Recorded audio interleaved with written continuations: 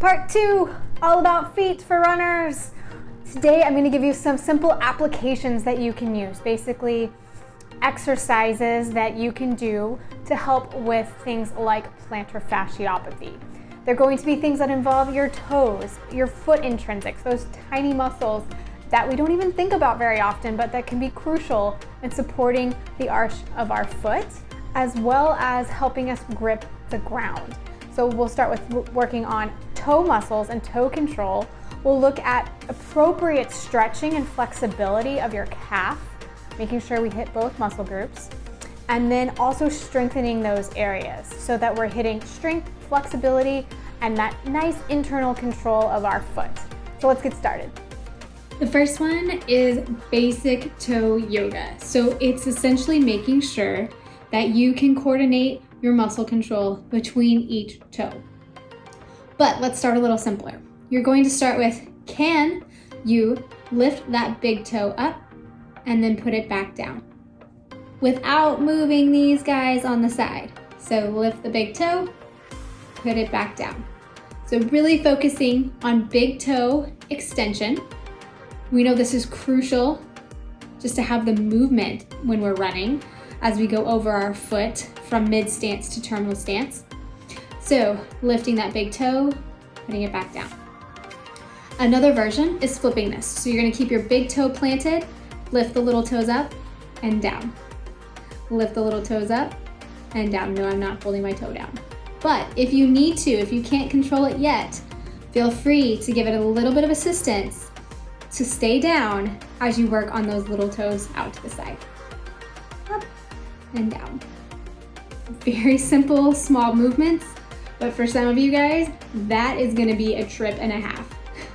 To progress those toe movements, now we're gonna work towards a wave. I am not the best at this yet myself, but it's something I'm working on, so I wanna show you guys the activity. Basically, you're going to lift your big toe and then the other toes follow, place the other toes down, and then your big toe.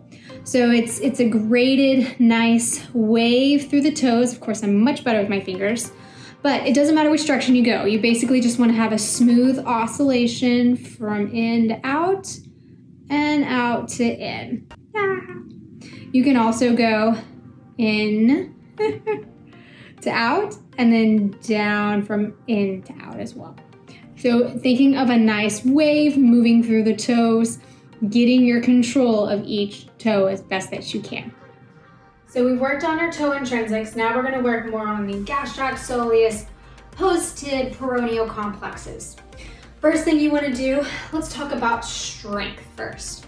So for strength, you wanna make sure that you do heel raises with the legs straight, but also with the knees bent. You can progress those by doing a single leg heel raise or also a single leg heel raise with the knee bent. One thing I want you to keep in mind with the knees bent is that it might be a little bit shaky on the way down, but that's okay. You're working on building that control. So to show you from the side, a little bit of knees bent. Yes, my knees are going towards my toes. You're going to come up and then slowly down. I'm gonna need a little support for balance if I do a single leg and then come back down. This you can also perform seated with a barbell across your knees and then lift the heels as well. So you work that soleus complex. The last piece of the puzzle is stretches for the soleus and gastroc complex. First thing being, like you saw with the leg raises, making sure we do some stretches with the knee straight. So as I'm bringing my body forward, make sure that your heel stays down on the ground and that you're feeling a pull through the calf muscles here at the back of the leg. One thing that you'll notice is if you're really cheating, you're gonna try to turn your foot out to the side. Bring your foot forward. If you're feeling any pinching in the front of the ankle, let me know. There's things we can talk about there too. But you're going for a nice stretch. I had a good run this morning, so I'm feeling a pretty good pull through the calf here. I typically recommend people holding it for 20 to 30 seconds. Then what I want you to make sure you do is also stretch the soleus. So like we did with the raises, the strengthening piece of the puzzle, you're also gonna do that with the stretching. Again, if you feel that in the front of the ankle, let me know so we can modify some things because you may not need this stretch. You may need a joint stretch. All right, same thing. I want my heel down. I want my foot facing straight forward. I'm gonna lean into that so that I feel the stretch.